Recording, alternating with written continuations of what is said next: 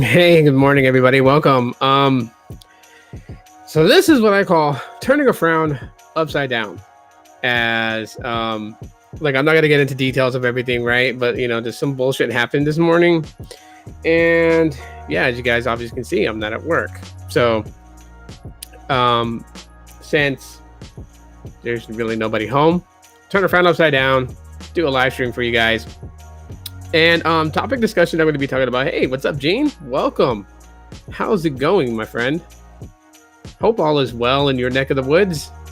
I can say that everything's pretty much a-okay in mine. I'm glad to have you here. So welcome on in. All right. So today's subject basically was the first subject is going to be what I was going to talk about tomorrow during Saturday's podcast. But I just figured I'd do it now, and then I'll find something else to talk about tomorrow. Yeah. So yeah, we're gonna be talking about the Pixel 4, it being back in rotation, and then I'm just gonna talk about LTE versus 5G, just because I hear a lot of this talk at work, and so I figured I would just go ahead and talk about it. I'm at work. I start in 2 hours. Oh, nice. Yeah, I ended up not going to work today, so I'm not very proud to say that, just because I don't think it's a secret at all. People know that I really love my job. I really love being there. So not being there just kind of like breaks my heart, and one of the big key things too, just kind of side topic here, but it leaves a bad impression with any company. A lot has happened in this past 2 months, and it just sucks because it affects my work, and you know what I mean? All the the mass exodus that happened at my company, and it just I'm still on edge and still worried about things. So it is what it is. But I'm not here to kind of just be a Donnie Downer. I'm here to just kind of make the best of a negative situation into a positive situation.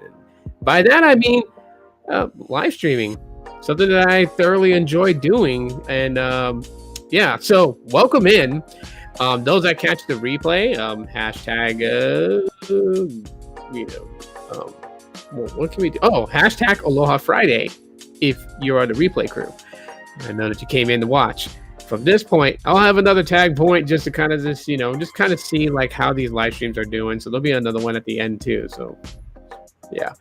Look out for that. I'm not gonna tell you when and where and the time, because I know people be skipping to find it so they can hashtag it and claim that they watched the whole thing. I know some people ain't gonna sit through a long period of live streams, but some people will. So I don't know who's who. Anyways, all right. So let's just kind of deep dive into the Pixel 4, right? So I'm my Pixel 4 right here, and the funniest thing about the Pixel 4 that I realized this morning when I was using it, and just like it's weird for me, is that the face unlock, right?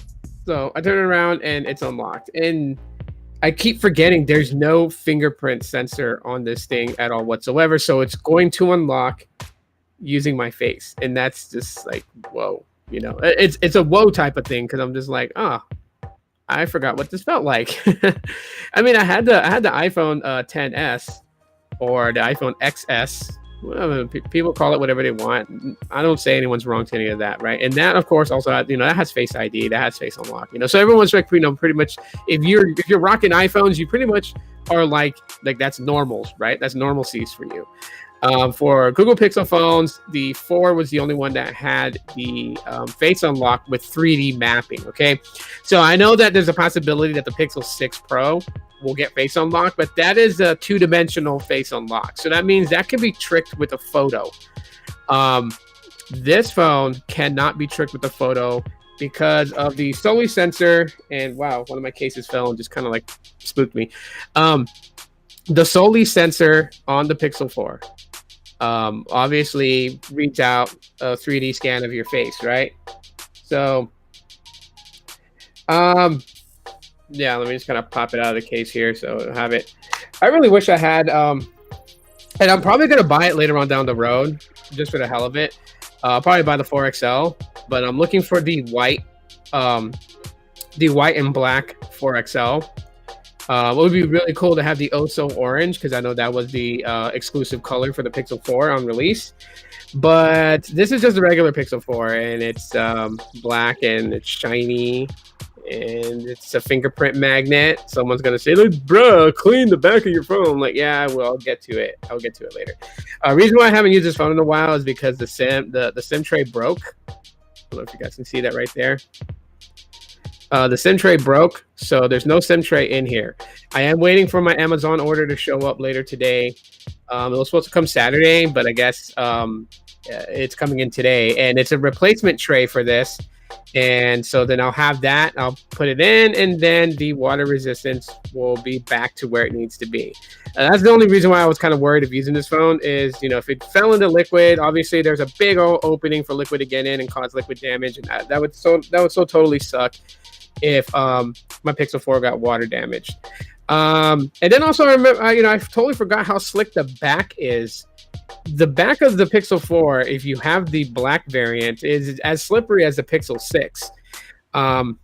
So that's something to keep in mind if you're optioning to look for a Pixel 4. Now, why would anyone get a Pixel 4? Why, when there's today's phones with 5G and all that stuff. And I'll get into that a little bit later. And that's why the second topic is LTE versus 5G. Just to kind of break it down for people to kind of really understand the dynamics of what's happening in the mobile tech telecom industry. And also at the same time too, just kind of lay things out in a, let me put it, I guess not layman's terms, because people understand what they are, but just kind of put it in a realistic perspective on how should LTE and 5G be looked at by the it sounds so weird to say by the everyday normal person, but I mean in general that's really what it is, right? They're not the techies. They're not the YouTube fanatics. They're not the super nerds or anything like that. They're just everyday people who buy a phone and use it because they want it to get on Facebook, or they want to get on Twitter and stuff like that, right? Anyways, if anyone wants to know what this case is, the brand is called Pro Case, and this is probably one of the best cases I've had on the Pixel 4. I have a bunch of other Pixel 4 cases, and I'm excited to use those again. But this by far is the best one. If you're wanting to know what my daily driver devices are, because I'm not really into using bigger phones lately. So the Pixel 5 is my main daily driver. The Pixel 4 is my secondary. Now the Pixel 4 has Google Fi on it. The Pixel 5 has Metro. The Pixel 6 has the Boost SIM in it. And then my Pixel 5a has my Metro tablet line, which I'm going to throw into this phone later on when I get the SIM tray. And that's just because, Google Fi has the unlimited. I have the Unlimited Plus plan, which gives me 50 gigs before slowing down. And 50 gigs is 50 gigs, you know what I mean? But just to make sure that I don't really go past that, I throw in the tablet line just to be that backup data, which is it's unlimited, deprioritized after, I think it's 35 gigs. It's deprioritized during times of congestion. So, I mean, it'll spare the 50 gigs that I have with Google Fi. Does it make a difference? Really? No, it doesn't, because both use T-Mobile. So in area, they're going to have about the same level of access and wherever I'm at. I do know that with Google Fi, though, there are certain places where if N71 is available, then that's what you're going to be on for some reason. Even if there's a N41, for some reason with Fi, it seems to want to connect to N71. I don't know if that's just something that T-Mobile has in place with Google, but that's for another topic.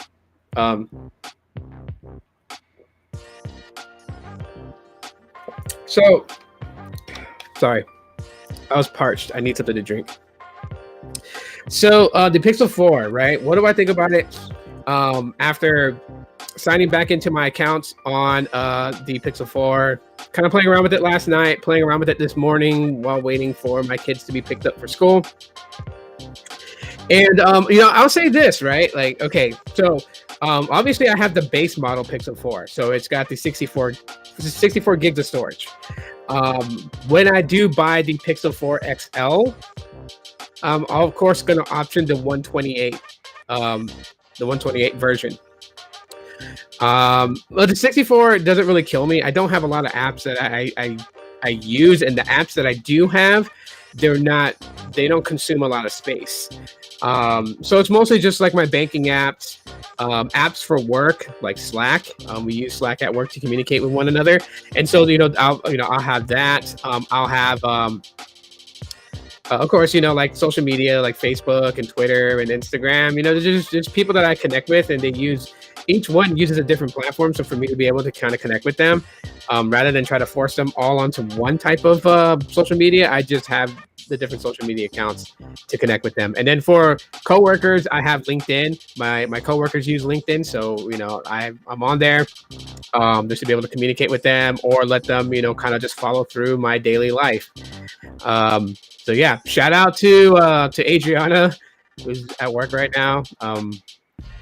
Yeah, she's pretty cool. She's my homie at work. I consider her like her and Josh my best friends at work. So big shout out to them.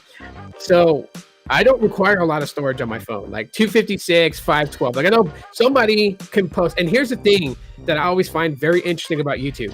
I can talk about like 64 gigs works for me, and there's going to be somebody who's going to comment and talk about, no, I have to have 512, like 64 is trash. And like I get it, for you it's trash because you need 512 gigs for everything that you have on your smartphone.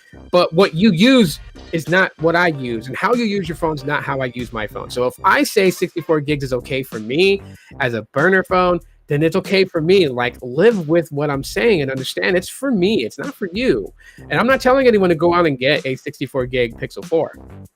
That's not what it is at all. I'm just giving you guys my impressions of putting my service back on the Pixel 4 and using it. Because it's the craziest thing ever. It really is. And so I mean, using it, doing what I'm doing with it, all that good stuff, and literally just, I mean, I can't complain. I can't complain at all whatsoever. I really can't. I have. Oh, wow! Thank you, Gene. Gene, you don't really have to do this, man, but I really appreciate it. A super chat from Gene. Big shouts out to you. You're also a member of the community too, as well, I believe. You are, so thank you also. Yeah, you are, because you can see those live streams. I don't even know what I'm thinking. Like, I'm running on 4 hours of sleep. Okay, so forgive me if I seem a little bit out of it. But yeah, again, thank you, Gene, and everyone. Thank Gene for the super chat. Really appreciate it. I don't even know. Like, I know that what comes in from YouTube, I still give to my kids. The monthly stuff and everything. So it's just like, yeah. But really, thank you so much. Really appreciate it. And you know what? Please drop the link to your channel, Gene. As I know you go live. I know you do podcasts yourself. And so, yeah, definitely share it. So Pixel 4, what were some of the things that people complained about that now all of a sudden is becoming a thing? And that is the telephoto lens. There's a telephoto lens on here along with the regular wide angle main sensor, right? They didn't put ultra wide until the Pixel 5. So Pixel 4 had the telephoto, and I remember the Made by Google event where they were talking about it, and they were trying to justify the reasoning for using telephoto lens. And it's just so funny how everything just kind of shifts over the years, right? Because a lot of people were just like, they were really upset. They were like, oh my God, why did they put telephoto? They should have just put ultra wide, right? And now that ultra wide has become normalcies for smartphones to have, right? Because OnePlus has an ultra wide, Samsung has an ultra wide. So ultra wide is like, it's pretty normal now to be one of the sensors that's on a smartphone today.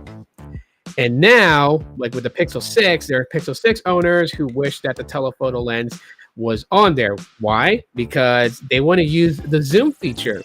But digital zoom isn't as good as telephoto zoom. And I'm like, was Google ahead of their time? I think they made a pretty valid point there, right? Like, getting a wide shot is also pretty cool, which is why, like, most techies would say telephoto, ultra wide, normal wide angle should be 3 sensors always on the smartphone. And I agree with that. Because there's times you're going to want to take an ultra wide. You go to the Grand Canyon to take a photo, and you definitely want to be able to get a giant view in the photo, right? Ultra wide's going to help you there. But if you're on the south, the South Canyon area, facing the North Canyon area, and you want to zoom in across to get a really nice shot of the side of the of the Grand Canyon, then a telephoto comes in handy. So that's why these 3 sensors should be on there. But of course, you gotta pick and choose, right? And so if you get the Pixel 6, you get the ultra wide because that's the more popular one that people prefer. And so with the Pixel 6, they're like, oh yeah, we'll put an ultra wide on it, and we'll put the regular wide angle sensor on it, but we're not going to put a telephoto on it. If you want that, get the Pixel 6 Pro. All right, it is what it is. I just don't see how a telephoto sensor on a phone would increase the price by $300, but that's for a different topic and a different time. So with me having the Pixel 4 back in rotation, there is one main caveat. Y'all pretty much know what it's going to be, and that's going to be the battery life. The battery goes pretty quick, especially when consuming media. That's really where the battery is not going to hold up very well. Now, if you're like doing social media throughout the day and you're someone that doesn't get battery anxiety, then this will be just fine for you. Yes, you're going to have to top it off in a day. I'm pretty damn sure that if I went to work today with my Pixel 4 and was doing social media and at work, because I'm still in their training. Their training is 14 weeks long. So being in their training and everything like that, just to kind of spicing things up every day, like we have we play Kahoot. And of course it's based on knowledge of whatever particular thing we're training. And if someone's going to ask me, bro, why is your job training 14 weeks long? Because there's a lot of things that, in my department we do. In underwriting, we do everything from identity verification to credit pulls to funds and insurance verifications to address verifications. Like, we do the entire underwriting. It's a lot of stuff, and so they broke it into a 14-week program so we could pick up each skill set and be thorough at it, because you can't have room for error in what I do for a living. So, but yeah, if I went to work and I had my Pixel 4, we played a couple of Kahoots, we played a couple of Quizlets, using it for Slack. To communicate with other employees, using all these things, right? I know that, if I took it off the charger at 6 a.m. and I got to work and I did my normal thing, then by after lunch, it would probably be down to maybe about 30%. So that's about 6 hours. And then I would have to connect it to my charger at my desk and top it up. So what size is the Pixel 4, you mean? The Pixel 4's battery is a 2800 milliamp. That's small, right? Especially for what this phone has. That's why a lot of people, that's the only reason that the Pixel 4 caught such a bad rap, was you had things like motion sense, right? Which was Project Soli. That's what Project Soli is, motion sense. A radar on the top bezel of the phone, and you're able to do things like, if you're reaching for your phone like this, the screen wakes up for you. If you are listening to YouTube music and you kind of wave your hand over it, it switches tracks, right? So it reads hand gestures. Project Soli is going to be built to be smart enough to understand things like adjusting the volume knob like this, and it will adjust the digital knob on whatever app you're using. Who knows? Sky's the limit. You may be able to freaking one day with Project Soli, you might be able to play charades on your phone, right? And have your phone try to guess what you mean with all your movements. But that's what Project Soli is, and that's what's in here. You guys can see that sensor firing off, right? You see those two sensors that's going off? So I'll do that. See how those two just turn on, start blinking right there in the corner? That is the radar sensor that's looking to 3D map a face, and then the camera is going to scan your face to make sure you are who you are. Pretty much what Face Unlock is.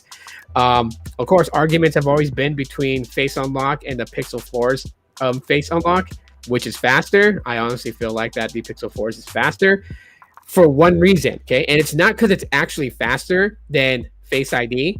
It's the steps that's required to unlock your phone. With an iPhone, you gotta wake it, you gotta swipe up, and then let it read your face and unlock. With the Pixel 4, because of that Project Soli sensor, once you're reaching for the Pixel 4, the sensor fires up to know that there's movement towards it, so it realizes, okay, a hand is coming my way to grab me. I'm gonna already start firing up the face on the 3D face unlock. So by the time you grab your Pixel 4 and you have it put up to your face, it read your face and it's unlocked. So a lot of people feel like that, oh, the Pixel 4 is faster than Face ID. No, it's actually not. It's just Face ID has an extra step that really Apple should just get rid of. Now, I know Apple doesn't have Project Soli and they can't just throw that into their phones because there's patents that Google owns on it, and Apple's not one to really want to use another tech company's intellectual property, if you want to say that. But that's something that I figured that Apple could probably develop on their own and come up with something similar to it that will allow Face ID to be unlocked a different way. Other than that, if you were to strip away the extra step that the iPhones have for Face ID unlock, they're pretty much on par at speed on unlocking, right? That could be a test that somebody that has an iPhone and an iPhone with Face ID and a Pixel 4, you want to test it out, knock yourselves out. Just remember, do not compare it to the moment that you pick up the iPhone and you pick up the Pixel 4 and which one is unlocking first from when you're doing that. You have to pick up your iPhone. You have to swipe up at the same time as you're lifting the Pixel 4 to your face, and then watch. They're both going to unlock at the same time. I've done it multiple times. Of course, can't do it now because I gave the iPhone XS to my son, so he has it. But yeah, I've done it, so they're pretty much on par. But yeah, that's probably the caveat to it. Pixel 4 is the battery. You have things like motion sense, like I said. You have the face unlock, which does use battery. That's the reason why the Pixel 6 and 6 Pro didn't launch with the 2D version of face unlock. Apparently there was some issue with face unlock and the tensor chip and it causing battery drain, so they just didn't want battery drain to be a big issue with the Pixel 6, so they just disabled the face unlock. But I guess they fixed it because there's rumors of it going to the Pixel 6 Pro but not the Pixel 6, which is stupid because the Pixel 6 can support it. Why not give it to the Pixel 6? But that's for a different topic. Let me catch up with some of the chats here. I know Gene said something really big right here, so let's pull that up. And Google is really getting up there with the Pixel Watch tablet at the Pixel 6a and the Pixel 7. And you're right, improved camera. My partner just got his new Pixel 6. He will be upgrading to the 6a in a few months.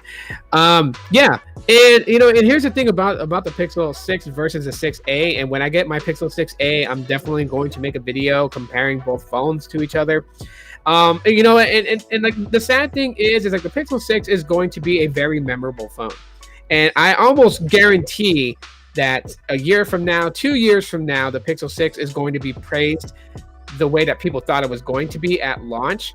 Those bugs that the Pixel 6 faced was like the only downside really to it. That just really hurt the reputation of the Pixel 6, right? And the Pixel 6a is obviously going to address that. It is, and you got to keep in mind, it is considered a mid-ranger, but it's using the same chip as the Pixel 6, so it's not really going to be that off from the Pixel 6 as far as performance, which is fine because the A series devices have always been that. They've always been on par with their flagship counterpart as far as user experience with the user interface. It's never been where it's like you can tell. The 3A was probably the only one that you could absolutely tell on that one, and that's just because basic processing from a Snapdragon, I think it was a 679. I know it was a 600 series chip, and you got the Snapdragon 835. Was it the 835 or? Well, I forget what it was. But anyways, yeah, an 800 series chip versus a 600 series chip, you're gonna definitely see a difference in processing performance. The experience itself, though, and this is why the A series gets so much appraisals from people, is because even with the 3A, for it having such a weak processor that you can obviously tell when you throw some high demanding processes at it, you definitely can tell. But off jump, off key, like powering both phones on, swiping away, looking for applications to use, using those applications, there was not a difference to the naked eye in how it functioned. And that's just because Android was optimized very well for that 600 series chip in the 3A to make it kind of in a great way perform mirror to the Pixel 3, which was a flagship counterpart. And like I said, it was only when you did heavy tasks would you actually see the difference between them. And then the 4A continued on that trend. When the 4A performed very well, so well that people, and this is an actual poll that happened, more people preferred using the Pixel 4A over the Pixel 5 in 2020. Go figure. Right? The Pixel 4A was a very sought after phone. Didn't matter that the 5 had 5G and the 4A 5G had 5G.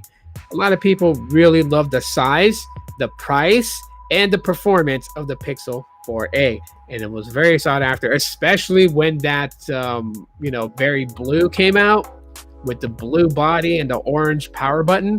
Whoa, did that thing get sought after so badly that people today still price gouge the shit out of a Pixel 4A very blue.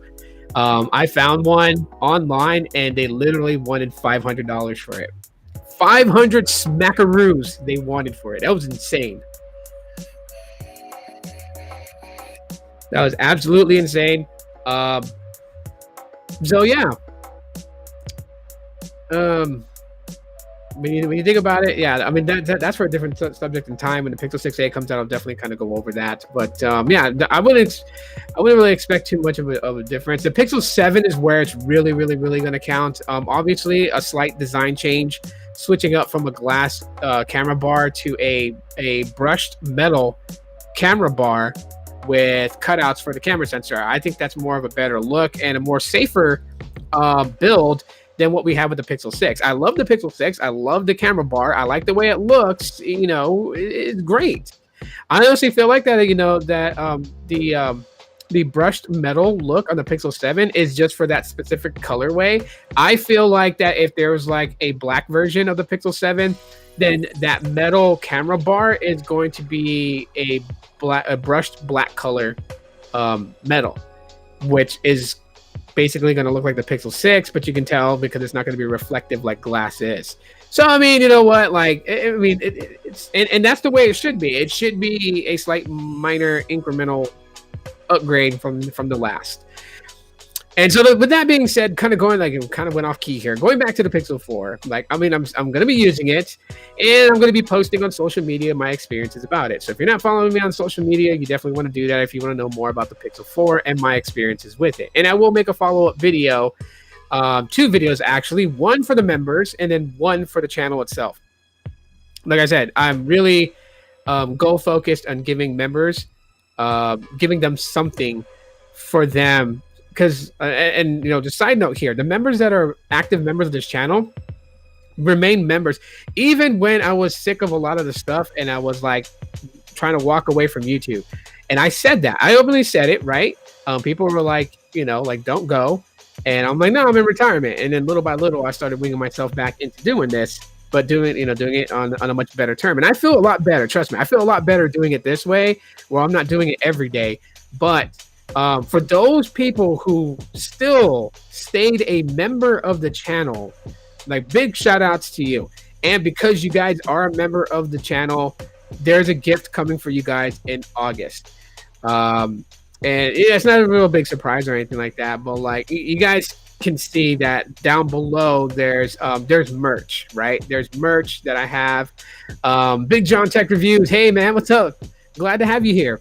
but there's merch in the bottom right there. I'm actually working on designing a new shirt, and I'm gonna try to launch that shirt in August. So the ones I currently have right now, they're gonna go away here soon. So if you haven't gotten one, get one. It's the one I really like, and the one that I'm gonna be getting here soon, both in a long sleeve and a regular T-shirt, is the one with the Android, the bug droid in the middle, and then it has a Pixel on the left and a Nexus on the right, and then on the top says Team Nexus, bottom says Team Pixel.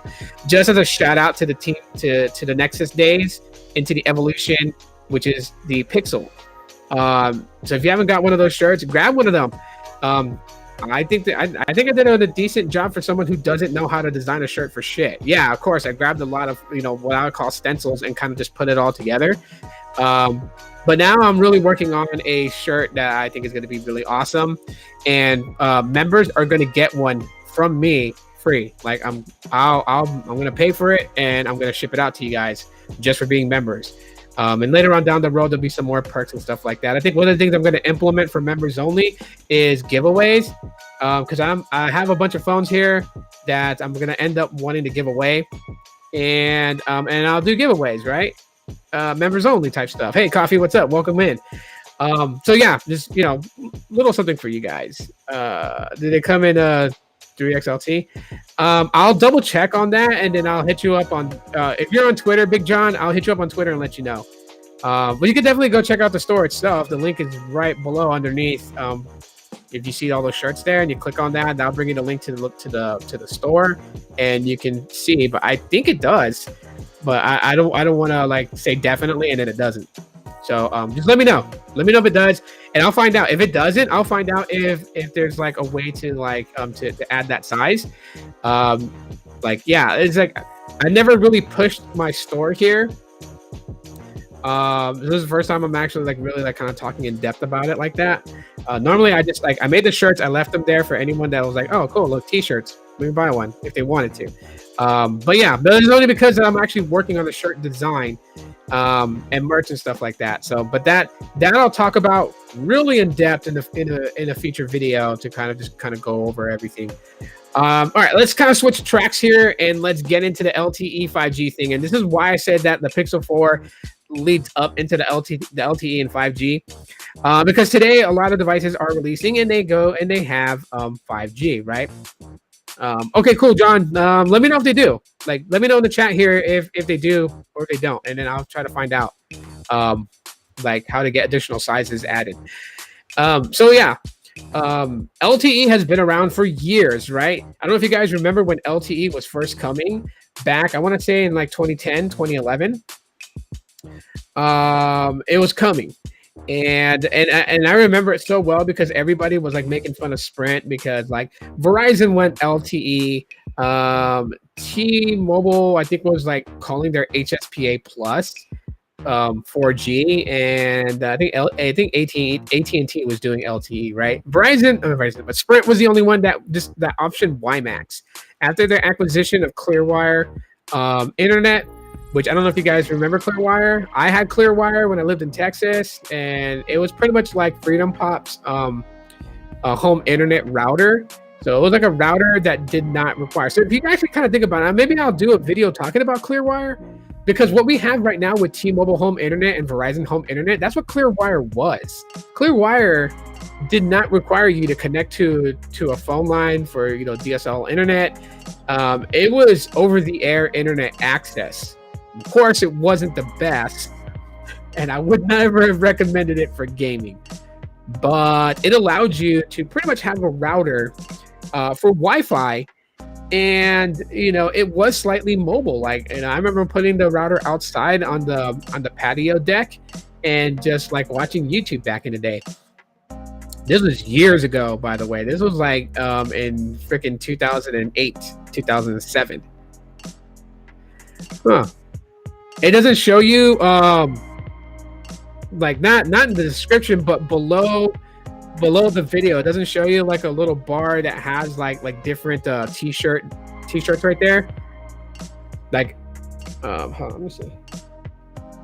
I'll pull up the live stream and see if I see it in there.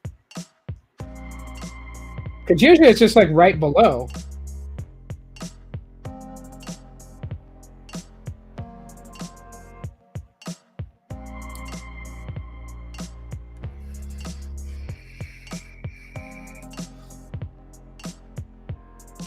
Oh, it doesn't. Interesting.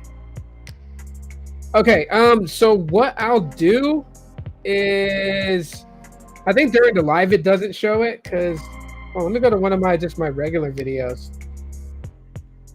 In my regular videos, it shows it unless for some reason it got disabled. I don't know why it would disable, but let me see. Let me find something that's. Oh. Let me see if it shows it here. It doesn't. Doesn't show my store anymore. Interesting. Okay, I'll fix that. But I'll drop a link. I'll hit you on Twitter with the link, and then I'll drop a link in the description later on when I go over the description and everything and make sure everything is set. So yeah, just DM me on Twitter, and then I'll DM you the link to the store, and then you can check them out. There's only 2 designs. And yeah, I'm not the best at designing shirts, but I'm trying to get into that so I can actually create like really personable shirts to this channel and put them out. So I mean that's coming down the road. I'm really like invested into it. But anyways, yeah, right. So back to the whole LTE 5G thing, right? So like I was talking about Clearwire, and I'll talk about that in like a separate live stream or something like that. Or maybe I'll make a video talking about it. But yeah. Anyways, I was getting off track there. Hashtag ADHD problems, because that's me, ADHD. But yeah, so going forward, right? Like LTE was like the rage and everything like that. Sprint decided to like, hey, we should just go with LTE. It's far better than WiMAX, and so they ditched WiMAX for LTE, and then had to play catch up because Verizon, AT&T, and T-Mobile was like ahead of Sprint on that, and Sprint just kept falling behind, and now look where they are today. So we're in the same crosshairs as LTE was back in the day when it first came. We're in the same crosshairs now with 5G. And 5G is great. 5G is, in Sneed's words, tremendous. It's amazing. What it can do and what you're going to be able to do with 5G access. In no way am I telling anybody that 5G is not important at all. No. But I have a standpoint on things that LTE is still good. It is still good. When you consider the things that you do on your mobile smartphone, like Facebook, Twitter, and stuff like that, it does not require gigabit per second speeds. Where you actually benefit from having 5G connectivity are on several levels. But if you're just talking like basic stuff, downloading, right? Downloading a 4 gig movie, if you have access to millimeter wave and you're getting data speeds from a particular tower that's popping maybe like 3 gigs per second. So you're downloading an entire movie in under 5 seconds, right? If you have low band frequency, gaming is going to be pretty decent on your phone if you're pulling between 300 to 500 megabits per second on the downlink and like 60 to 100 megabits per second on the uplink, right? So uplink is really where like I'm interested in, because I do a lot of live streaming, and so if I have bandwidth of like 100 megabits per second, or even 60 megabits per second, right? The live stream is going to be pretty clear, right?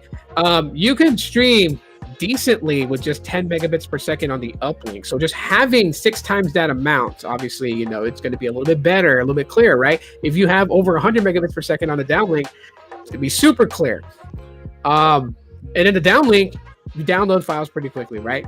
So 5G has its perks. 5G is amazing. We are heading into that direction. But right now, currently in 2022, me using a Pixel 4 that only has LTE capabilities is not a hindrance to my daily usage. Everything that I do, such as Twitter, such as Facebook, such as YouTube, everything works, and it's only an LTE phone, right? Hey, Nilan, what's going on? How's it going? But yeah, so LTE is not a hindrance. Like if you see, the thing is, we've been mentally conditioned that like if everyone else is getting 5G and we have a phone that doesn't have the 5G logo, we feel like we're left out of the group. We feel slightly ashamed. And I think that's the wrong way to approach mobile technology. Like mobile technology, I have such an interest in. I love the subject. I love talking about it. I'm sure people that I meet probably get sick and tired of me because my conversations always kind of lead into that. ask my coworkers if they ever pop in here whenever they decide to start, because they know I have a YouTube channel. They know I've given them the link to it, and they may pop in here and say something. Well, not right now because they're at work. And me, yeah, I kind of messed my leg up yesterday. It hurts really bad to walk on it. So, but anyways, so yeah, I mean, this subject is just my thing, right? But I'm not gonna tell you guys everything else that like every other tech YouTuber kind of puts out there or projects out to the community. So I guess you would say I'm on the other side of it, kind of counteracting a lot of that stuff. Because like, when MKBHD and all of them do a video, they talk about things, they really hype up, like when they talk about 5G, they will talk about millimeter wave, they'll talk about mid-band, they'll talk about low band, and they'll kind of hype it up. And that's what they're trying to do, is to get everyone prepared for this shift, prepared to move on. And then there's me that's going to counteract that to let people know, like, hey, you don't really have to rush out and get a 5G phone. It's recommended if you're able to upgrade, if you have an upgrade, or if you have money to upgrade to a phone, then yeah, of course you want to be with a future-proof phone. But if you don't have the money to upgrade, and say you have the Pixel 4 still, and you did get the Pixel 6, and you're not going to be able to get the Pixel 6a because, like me, you work and you earn a paycheck to paycheck type of lifestyle, it's okay to still be on your Pixel 4. You're not really missing out on anything. You're not. You're really not. Which I have a surprise third topic to talk about at the end of this, so you guys don't want to miss that. So yeah, having LTE is not a bad thing. Big John says, remember back in the day when we went from the Evo to 3G? Same conversation. Was going around that 3G will be any good and helpful. Oh yeah, I remember that. Those are back in the day. I thought you meant Evo like the Evo V4G. I don't know why. I was looking at that word and it was all caps. I was like Evo V4G or Evo 3D, and I was like, that came to my head. I missed that phone, man. When those phones was coming out, that was when shit was really popping with the mobile tech, right? 3D phones, the Kyocera Echo foldable phone that didn't have foldable display. It was just a foldable phone on a hinge, with like basically two screens hinged together, folding. So I remember those days. Those days were awesome. But yeah, LTE and being on LTE is not a hindrance for what everybody uses: YouTube, Twitter, Facebook, TikTok, Instagram. It's not. It's not a hindrance at all whatsoever. Carlos posted on Twitter. He posted a photo in response to another tweet. I think it was from Sneed. I might be wrong, but he posted a photo showing T-Mobile N41 speed test on his iPhone, right? And that those speed tests was pretty bad. And so I uploaded a speed test for Google Fi being on LTE band 41, and it having over 100 on the downlink, but it had a very bad uplink. The uplink was like 5 to 6 megabits per second, right? Which is, of course, that's what LTE band 41 kind of like produces out. Unless you're on 5G and you have and you're on N41, which is the name of the 5G signal, and it's non-standalone, then you're going to get better speeds. For some reason, N41 SA or N41 standalone, which means that it does not utilize any type of LTE with it. The uplink is good. No, the downlink is good. The uplink is horrible. I'm dating my age now. LOL. I'm about to get back into the dating world. To be honest with everybody, I'm a little bit nervous, a little bit scared. Just because I've been in a relationship for 13 years. So kind of being back out there, being single, having kids. I'm kind of scared to see. I'm not scared. I'm just nervous, right? I mean, I'm not new school about things, so I'm still on that old, I guess people will say, the cliche stuff. I'm still all about opening doors, for whoever I'm on a date with, pulling out chairs for her, ideas of like things like little gestures to show interest, like, bringing flowers, even surprises, right? Like, I mean, honestly, like if I started dating a girl right now and I knew where she worked, just to put a smile on her face, like I would just surprise her with a bouquet of flowers delivered at work with a card, and instruct the person to make sure it's delivered amongst her coworkers. Why? Well, women love that type of gesture, but they also love that type of gesture to be seen by other people, to know that someone appreciates and cares about them and is thinking about them. And so I get that. It's not being self-centered, self-absorbed, or arrogance or anything like that. Yeah. So I mean, I'm old school like that. I'm not. I don't know. I don't know what today's thing is like. So I'm like deadly scared of dating again. Just 'cause I don't know. I just haven't been out there in so long to be able to do that. But that's private. That's like private life stuff. So hey, it is what it is. And then, you know what? Yeah. So the third thing I was going to talk about, which is kind of a surprise, a zinger for you guys. So be prepared for these in my podcast nowadays. I'm going to have zingers. I'm just going to do. It won't be titled, but it's going to be in there. So you don't want to miss these podcasts from beginning to end. So I recently saw an article this morning, and it was talking about how the Samsung Galaxy A53 is going to outdo the Pixel 6 because of software support. And I started thinking to myself, right? Like, software support is a very, very big deal. And I'm sure a lot of people are going to tell me like, oh yeah, software support is like, a phone's got to like last like 5 years. I want 5 years of software support. And that's great. That is great. I agree with you. Please understand, I agree with you. But let's look at the reality of things, okay? Before I close this out, let's look at the reality of things. One, I can tell you right now, this position that Samsung's in, offering longevity to their devices, saying 5-year support, stuff like that, it's a hook. It's a hook to keep you hooked in. And why not? They're in business to make money. So whatever tactic they're going to use to keep you in the Samsung ecosystem, they're going to use it.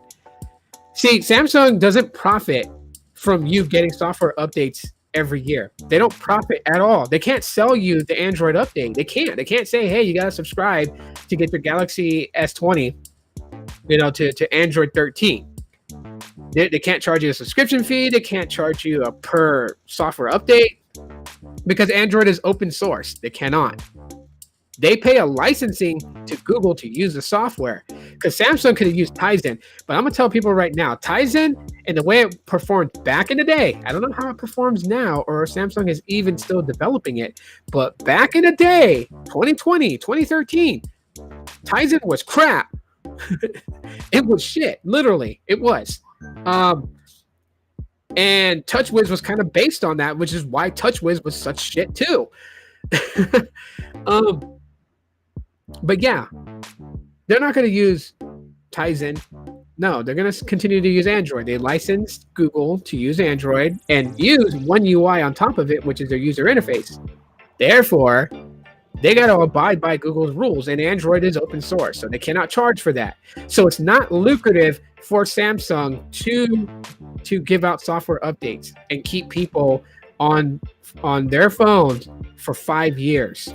Because you got to remember, there's no interchangeable parts in the Samsung Galaxy S20 or S21. There's no interchangeable parts. You can't.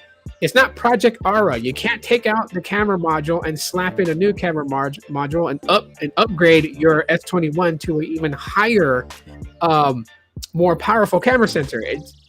No. So how is Samsung going to make money?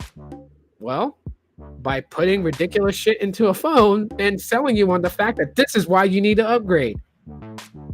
So if someone's going to question that, like, well, why would they do that? Why would they be that weird?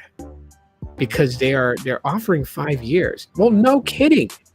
Because they don't want you to go anywhere. Because they know the market, the market demands longevity, right? And the non-techies, non-YouTubers, non-geeks, they want their phone to last 5 years because they don't want to pay every year.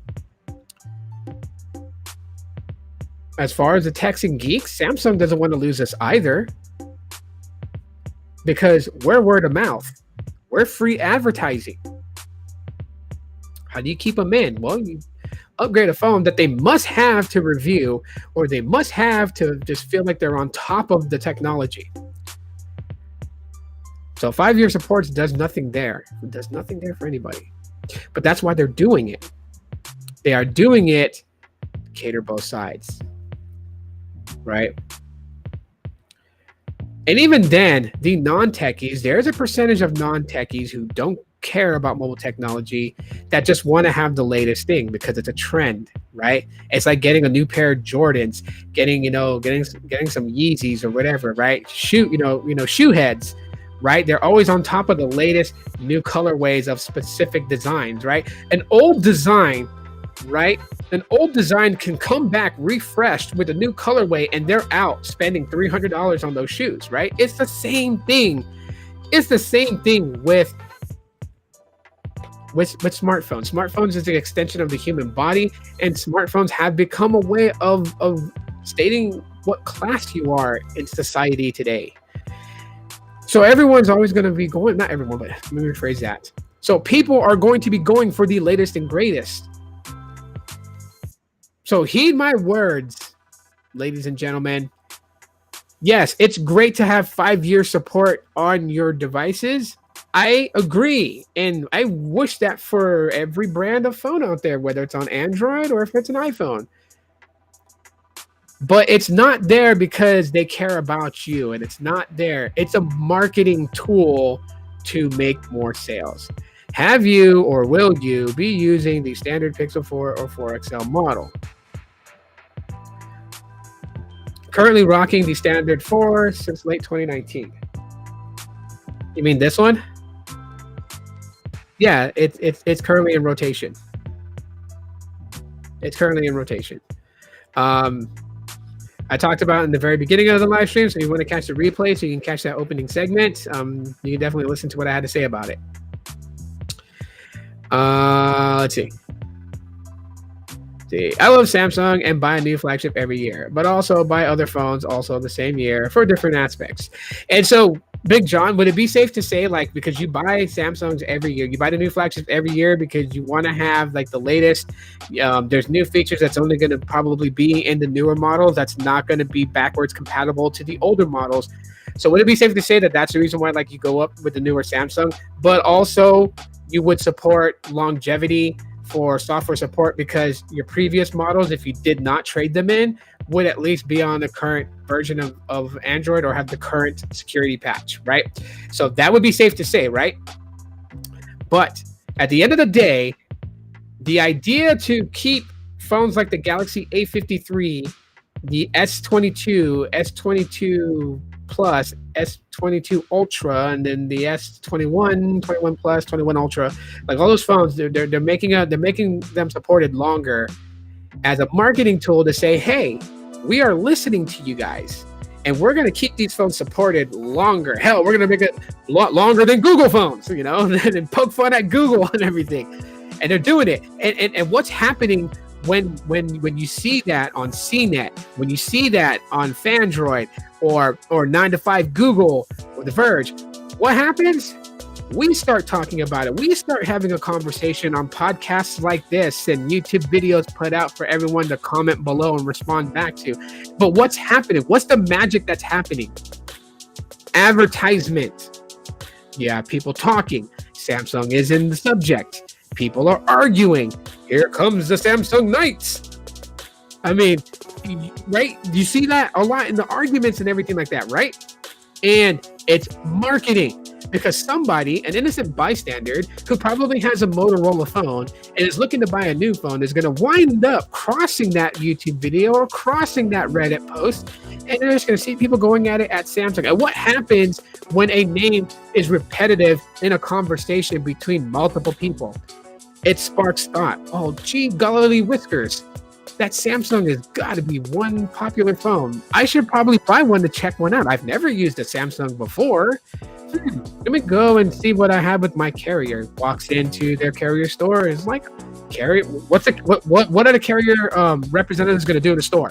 Sell what their store manager tells them to push. And what is the store manager going to push? I.e., the latest flagship Samsung. Oh yes, you're interested in Samsungs? Hey, look, we got a whole array of Samsung devices. But let me tell you something though. You look like a type of person that wants to get stuff done. You look like that you literally have tasks that you need done and quickly throughout the day. Well, you're with the right carrier our brand has the fastest 5G, but you'll be able to experience that with this amazing, this defining and defying smartphone, the Galaxy S22 Ultra. This is the creme de la creme. This right here will take care of your everyday needs, business and personal. And this is why it's so amazing. Photos are just immaculate in this thing. Look at all those camera sensors in the back of it. You see the camera sensors? This thing is phenomenal. It could take, you can zoom in on the moon and see the craters. That's how good of a camera that this phone has. It's also got a stylus, so you can be very productive. You can not only just jot down stuff on a little notepad on the fly, but you can also do things like copying things out of a web page, copy and pasting into another, like a search criteria or something. This phone is awesome. Got a decent battery life. It is water and dust resistant. So if you have it in your pocket when you're with your, your friends, you're relaxing, have a good time, you kind of jump into the pool, your phone's in your pocket, you're okay because it can handle. That's what the startup's going to do. I'm sorry, I went into a whole sales pitch. What the fuck is wrong with me? But you guys get what I'm saying, right? They're in the store, so what are they going to get? They're going to walk out with an S22 Ultra. Why? Because the rep is going to tell them, if you upgrade to this right now and trade in that little rinky-dink Motorola you have, and if we're going to give you $400 off of this, you're going to get $150 in store credit to buy other things. And on top of that, you're going to get this, that, you're going to get all the perks, right? You're going to get the perks. The perks are going to be given to them, and they're walking out with a Samsung. All that just because of a thing like Samsung saying, yeah, we're gonna support your phone's OS for 5 years. Word of mouth. So when people question, well, why isn't Google doing that? Why isn't Google is trying to get out of the gate. Okay, I like the Google Pixels. I like the brand. I really do. I support them. I'm not even a part of Team Pixel, and I support them as if I'm in Team Pixel. But here's the thing. Pixels are still trying to get out the gate. Let me elaborate. The Pixel 1, the OG Pixel, great phone, amazing. Finally, Google has its own actual phone. They're not relying on somebody else to build a phone, and they put the software in it. Right? They're no longer doing the Build-A-Bear path. And so because of that, right, the Pixel 1 was great. People weren't really too sure about. Plus, two, the front of the Pixel OG looked like their competitor's phone. So, people, when they see that, they don't think like, oh, this thing has got to be good. No matter how much it was touted by so many people that the Pixel 1 took amazing photos. Its cameras was blowing other companies out of the water when it came to photography. Even with AI and computational photography that the Pixels are known for, it wasn't enough to get everyday people on board with that phone, because all they saw was, oh my God, the front of it looks like an iPhone. Well, why am I going to get that? I'll just go get an iPhone because everybody else has an iPhone. All my friends have an iPhone. Everyone talks about iMessage, and I feel like the stupid loser with the green bubble in their conversations. Let me go get an iPhone. That's all it did. It marketed them to go get an iPhone because it looked like it. Had the very first Pixel had a design that was just not like anything else out there, it would have stood a better chance. I.e., here comes the Pixel 2 and the 2 XL. A very weird decision, and I know that decision because HTC was involved in the design of the Pixel 2, which is why it has those big bezels and still did the 16:9 aspect ratio display. And then Google looked at the Pixel 2 XL, the original one, not the LG one that we have. The original. If you've never seen it, Google it. And it just pretty much looks like the Pixel 2 XL, but a larger version of it.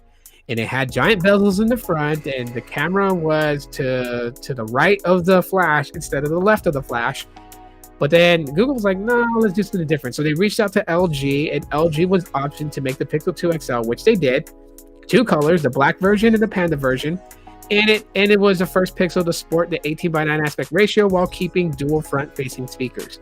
That was Pixel 2 XL. Weirdness in that. 2 XL had this weird issue with the screen, this blue tint. So that caught wind pretty quickly, and again, word of mouth. So when the innocent bystanders were like, oh, I was thinking about getting a Pixel 2 XL because it looks pretty cool. You had the techies, don't get it. There's a blue tint. You're going to be pissed off at it. Here comes the Pixel 3, the 3 and the 3 XL. Again, Google options to have two different designs, right? The designs were there for a reason, and they were for the same reason, right? The Pixel 3, which I still think is an amazing phone, it's a badass phone, and I think Google should implement the front of the Pixel 3, not the design of it, but what they did in the front. And if you had a Pixel 3, or if you know where I'm going with this, then okay, you're right. And that is having two selfie sensors in the front, right? The Pixel 3 had a regular wide-angle selfie sensor and an ultra-wide selfie sensor, which on the Ellen DeGeneres show, they called it groupies because she got the Pixel 3 XL and was giving everyone who attended her live talk show a Pixel 3 XL. And it was like, I think it was like a month or a year of Google Fi. And she had the 3XL, and what was wrong with the 3XL, you may ask? Remember, guys, that big notch? Everyone was making fun of it like it had a face on there. And maybe that was Google's intentions, was to do that, to make your phone look a little bit friendly to you. And it kind of backfired because people thought it was more dumb than it was, cute or, yeah. The battery wasn't that great in the 3. The 3XL was pretty decent. And of course, there was the debacle last year. I don't know if Gene is still here. He probably remembers this.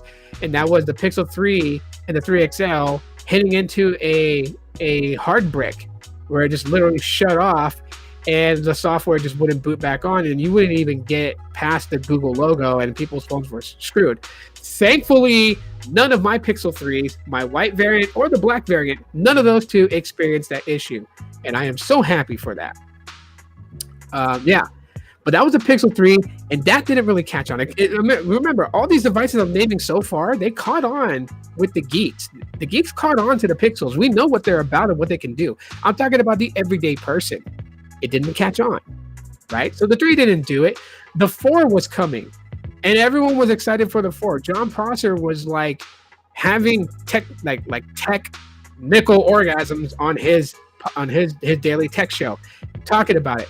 And we're like, I remember a week before the Made by Google event, and he was talking, and I was watching his video, and he was like, Google could hit this out the park. We could finally get Google could finally be where we say it should be at. And when the Pixel 4 and 4XL launched, the pricing is what definitely killed it. And of course, for the Pixel 4, it was hard for people to want that version, even though it was $100 less at $799, because 64 gig internal storage, everybody was wanting more, because when you look at the opposition, you look at iPhone, there's always a 64, 128, 256. No, I think it's 64, then it jumped to 256, 512, 1 tera. So, I mean, Apple had a lot of big storage options, right? And so, when everyone heard 64 gigs on the Pixel 4 for $799 and then a 2800 milliamp hour battery, people were pissed. So, of course, again, the geeks and the nerds that were pissed when they heard the everyday person talking about, oh yeah, I seen this ad for a Google Pixel 4, and I think I'm going to buy one. Hey, Steve, what's up? Good morning to you.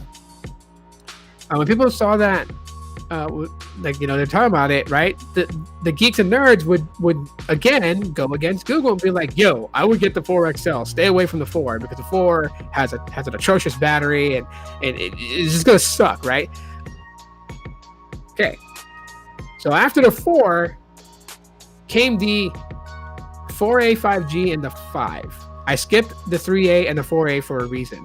But yeah, 4A 5G, more of the 5, right? Pixel 5 was coming. There was excitement.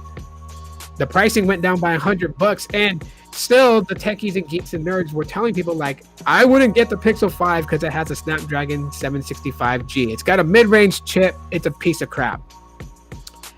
So again, the everyday person is like, okay, I'll not buy that then.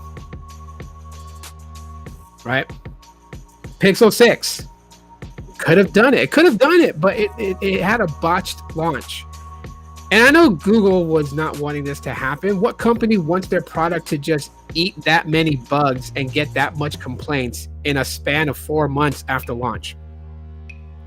No company wants that. It's a very bad rep. Very, very, very bad rep. The The only saving grace to the Google Pixel lineup has been the A series, the 3A, the 4A, the 4A 5G, the 5A, and the upcoming 6A have all been the saving grace, right? So the way that Google sees it, the reason why I went through the entire Pixel timeline when I was actually talking about the 3 years of OS support, 5 years of security patch updates versus 5 years offered by Samsung, and why I say that Samsung's is just a marketing tool to keep people's asses on the Samsung ecosystem. Sorry if I'm blunt about it and it's hurting feelings. I'm not. I agree. I would love phones to be supported a lot longer than 3 years. But I'm just saying, Samsung's not doing it because they love you and care about you. They don't give a damn about you. It's a marketing strategy to keep your ass on the Samsung ecosystem, to keep buying, to keep coming after it. That's all it is. And then they don't want to lose people who have an S20 and S21. They don't want them to go somewhere else that's more affordable. So if they can keep them still on a Samsung device, so Samsung eccentric items can still be kind of pushed towards them, then support that phone for the next 5 years. Keep them on the hook. Hook and bait. Or bait and hook. Google knows that every time a Pixel comes out, the nerds are going to upgrade to it. Hands down. Even the people who say that they hate Pixels go out and buy one just so they can talk massive shit about it on YouTube and other platforms. And so because of that, they know that it's going to get bought. So does it make sense why Google's only offering 3 years of software support instead of 5? Yeah, because people are going to go up. People are going to go. Here's an interesting statement for you guys also. Sneed says, there's no proof or evidence of Samsung supporting phones for that long. That's just an empty promise, just like their eSIM support promise, which they continue to break. Yeah, no, that totally sucks, dude. I'm with you on that. Samsung is a sham. I'm with you on that, right? Like, their phones are built with eSIM support. And I know, like, in Thailand, you can use eSIM out there. In Thailand, my cousin has a Samsung out there, and with their phone carrier, he doesn't have a physical SIM card. It's downloaded. It's downloaded onto the eSIM. It sucks here that Samsung has to open it up, but I'm not sure why. I'm not sure why at all whatsoever. Why they're not using eSIM? You know, like why is that not open? That's a crazy thing. But of course, I know a little bit something about it because you guys have talked about it in your podcast. But it's like from Samsung's standpoint, I just don't know why they didn't do that. But yeah, but that is the reality of things. I'm sorry, but not sorry. You know, I'm going to be blunt about shit here on YouTube and speak my mind on it. But that's absolutely what I think about Samsung's 5-year OS promise. Is like, you can wipe my ass with it to a degree, only because you're not doing it because you care about people and you want your phones to last longer in customers' hands. You're doing it as a marketing tool to get people to look your way and then to stay your way. Because you know, some of them are going to upgrade every year to the newer ones, and you're going to be pumping out product for them to buy because you can't sell Android, but you can sell a phone with Android in it. So that's that. And then the ones that could possibly go to a Google Pixel if it's cheaper, or go to a freaking Motorola. Well, you don't want them to go away and discover how good, you know, phones like Motorola and Xiaomi, or Xiaomi, however you say it, you know, Huawei and freaking, you know, everything else under the sun out there. You don't want them going that way. So you just like, okay, we'll give you software updates, or you know, as Sneed stated, there's no proof. So technically, they're just dangling that cheese in front of you, and they're like, okay, we got the hamster on the wheel, and he's running. That wheel is going. It's spinning. It's spinning. It's spinning. You don't really know if you get the cheese in the end. So anyways, everybody, that's pretty much it for today's podcast. Hopefully you guys enjoyed what I talked about here. And let me know if you guys like these little zingers, right? Should I just go ahead and just state like every subject I'm talking about in the title of these podcasts? Or should I just give you the first two and then throw you guys for a loop when I add in that zinger one, the third one? Because not everyone will have a third, but some of them will. And I just want to keep things interesting. Also, like I said, of course, you know, I'm designing a shirt and I'm gonna push that out. Those who are members of the channel will get a shirt from me. Once I launch that shirt and I'm wearing it on a podcast to show you what it looks like, then I will definitely be hitting up members for their addresses so I can send them the shirt. Get basically getting your size preference, your color preference, and sending that out to you just for sticking as a member of my channel when I wasn't doing shit with my channel um, for the beginning of this year. So I'm happy to be back on my own terms. I'm happy to be doing things the way I want to do it. John from Magic Tech Review, shut the hell up. I'm kidding. But John has always been adamant about it. Look, you keep changing your name. Like, yeah, I moved away from Aloha Android because I'm not really taking it, to that degree anymore. But I know he's like, for some reason, he's like super happy that the channel name and everything is back on all my social platforms. And yeah, I'm happy doing this. Yeah, there will be a podcast tomorrow. So just because I did one today, because I took the day off work, doesn't mean that I'm not going to not do one tomorrow. I'm gonna do one tomorrow too. And then this coming weekend and into the next week, some follow-up videos with the Pixel 4 and my experience with it, so be on the lookout for that. And also putting together some members only videos, so if you want to see those videos and be in the knowing of it, you should become a member. You can become a member for 99 cents a month, $1 a month. That gets you in. I have tier brackets for members, but videos and live streams are accessible to all of them. The tiers, there's a little extra perks in those. A little later on, I'll go over that when I revamp the whole membership thing. Thank you guys for coming in this morning. You guys enjoy the rest of your Friday and your weekend. Yeah, that's really all I gotta say. Except for the fact that, I love you guys very much. And yeah, I do mean that. Some people say, Tito, that's weird. You be telling people you love them. Well, of course, I love people that I care about. And you guys that come in here and hang out with me, I genuinely care about you guys. So, of course. So, yeah. If it makes you feel weird, tell me what else to say differently, and I'll say it differently. But I'm just only expressing how I feel. And I'm a person who wears my heart out on my sleeve. I'm not afraid to hide my emotions. So, yeah. I'm not calloused and hardened like that. Anyways, I'm rambling. I'm going to let you guys go. Enjoy the rest of your day. As always, aloha.